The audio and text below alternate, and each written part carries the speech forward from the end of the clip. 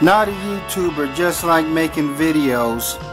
And right here is a book review. Well, this is more of a graphic novel by the name of Incognegro, written by Matt Johnson, art by Warren Pleece.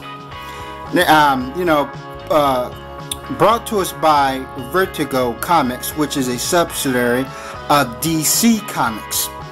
Now, I heard about this a while ago, and I finally got my hands on it, And I'm like, it's an interesting story. I'm surprised they haven't made it into a full feature film yet.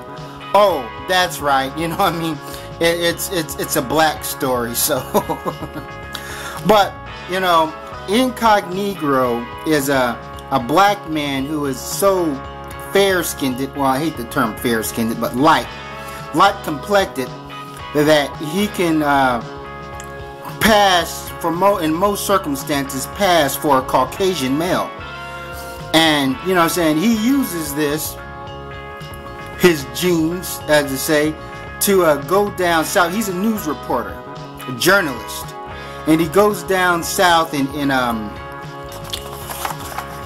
investigates and do stories on lynchings, because the story takes place in the 1930s, where lynchings weren't considered big news, by white people's press, even though the lynchings have a pretty decent gathering.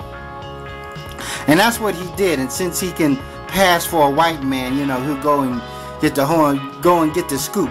And it's interesting because they write as the dialogue as people were back in those days.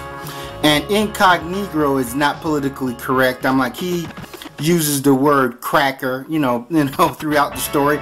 Matter of fact, you hear the words cracker and niggers. They're unabashed in this round.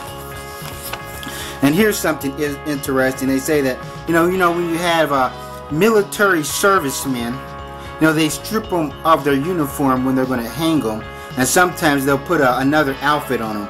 In this case, they put a clown outfit on this black man, when they hung him. Interesting. And there's Incognegro right there with his little notebook, getting information.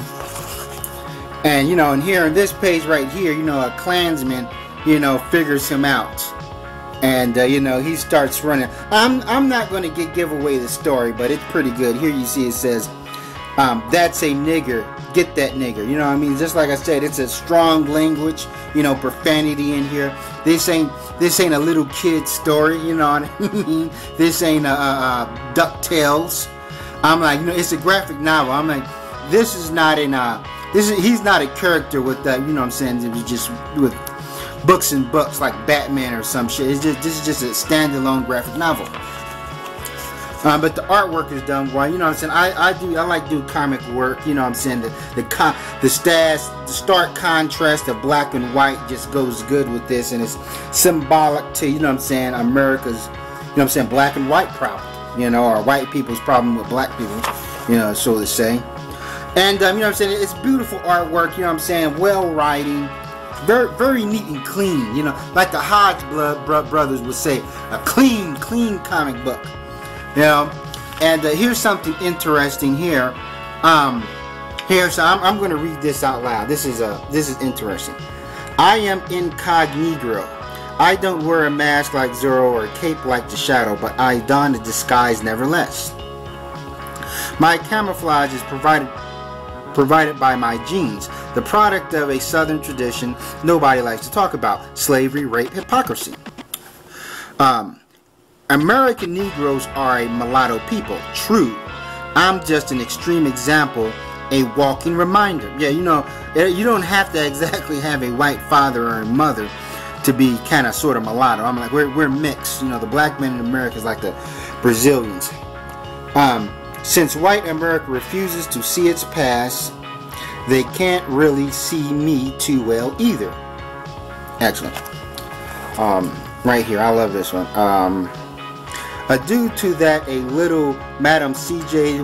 Walker. No, CJ's Magic and watch me go invisible, watch me step outside of history.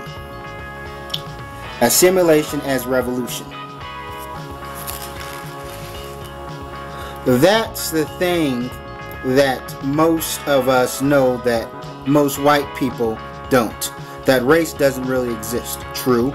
Culture, ethnicity, sure, class too. But race is just a bunch of rules meant to keep us on the bottom. Race is strategy. The rest is just people acting plain roles. That's what white folks never get. They don't. I think that's a typo right there. I think they meant to say they. It's the, but they don't think they have accents. They don't think they eat ethnic foods. Their music is classical. They think they're just normal, that they are the universal, and that everyone else is an odd deviation from form. True. That's what makes them so easy to infiltrate. Excellent. And you know what I'm saying? And besides this book being about, you know, race, you know what I'm saying, there's also a murder mystery here. It's like a whodunit. So, you know what I'm saying, the murder mystery in this book is it's excellent, well wrought out. There's a lot of twists and turns to this plot. I'm telling you, this was magnificent creative writing here. A lot of twists and turns, and it even had me baffled, and it has a surprise ending. You know, and I also want to leave it on this note. You remember how I talk about the word coon, and how us black people are echoing our former white masters by calling black people coons. Well, throughout this book, white people referred to blacks as coons. You know what I'm saying? Maybe I can find an example. But they, you know what I mean, they even had hounds, and they used to call them the coon hounds. You know what I'm saying? You know, I find it, but you hear the word coon, and it's always the white man, you know what I'm saying, referring to black people. But yeah, it's excellent, you know what I'm saying, excellent artwork. But that's all I want to say on this. Yeah, get this book, find it, order it, or whatever. Get your hands on this book. Thanks for watching. It's Sally Forth.